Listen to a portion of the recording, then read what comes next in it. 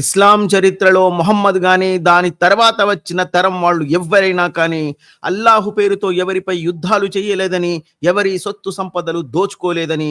అల్లాహు పేరుతో ఎవరి ప్రాణాలు తీయలేదని, ఇంత పెద్ద అబద్ధాన్ని ప్రచారం చేస్తున్న ముస్లింలు,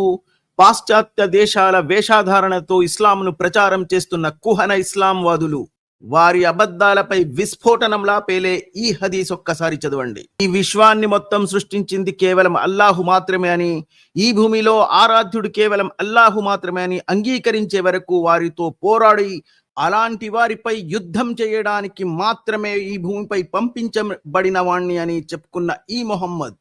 ఈ భూమిలో కేవలం అల్లాహు మాత్రమే ఆరాధ్యుడని అంగీకరించినటువంటి వారి యొక్క ప్రాణాలు, సొత్తు సంపదలు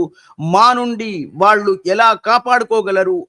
అని చెప్పిన ముహమ్మద్ యొక్క ఈ అరాచకత్వాన్ని ఏ కుహన ఇస్లాంవాది సమాధానం చెప్పగలరు?